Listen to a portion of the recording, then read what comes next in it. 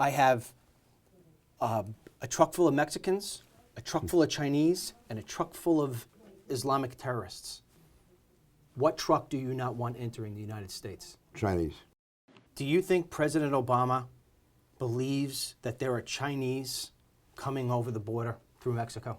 I don't know. I'm not certain, and that is where we may disagree. I'm not certain how much we have to fear Chinese coming across the border. In this part of the world, we don't have a lot of tourist attractions, but this is one of them. This is an emergency distress beacon. And most people find it curious that it's in 3 languages, English, Spanish, and Chinese.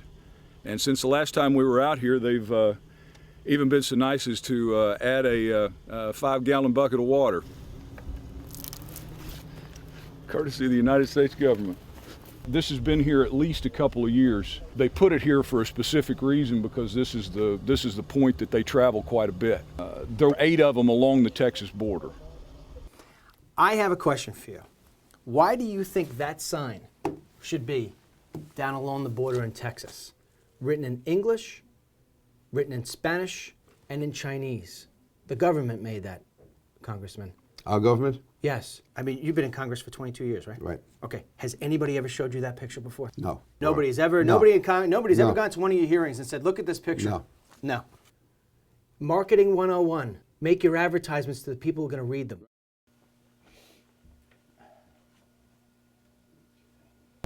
We know they're coming in here. We caught a hodgepodge group back out here, 16. Had 2 Asian girls, Chinese. They both spoke English. And both of them paid $50,000 each to come in here. No kidding. Oh yeah. Then we had, and in that same group, we had at least 3 or 4 Indians and a couple of Pakistanis. Okay. I think there was 1 Mexican in the group. That was it. Am I wrong in saying that the president's #1 job is to keep Americans safe? Yeah, everything else is secondary to that. Clearly, it's not even that it's the main, it's almost, to me, it's a #1, 2, and 3. Everything else, no matter how important anything else is, health, education, none of that matters if we're dead. How would you describe President Obama's attitude toward the war on terror? I would say it's very schizophrenic, damaging, and it's been very frustrating.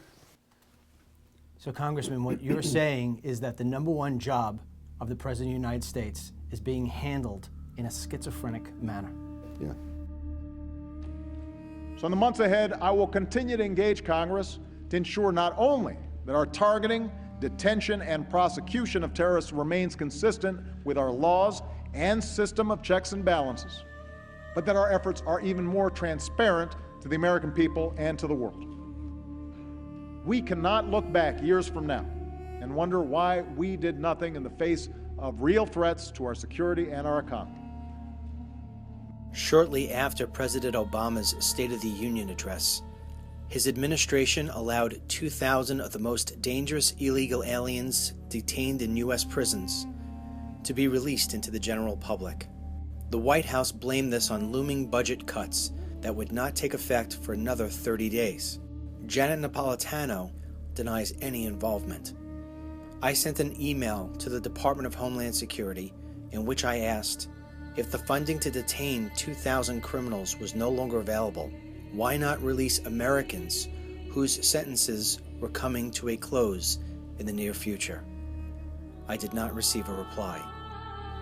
As of April 2013, the whereabouts and names of the released criminals remain classified.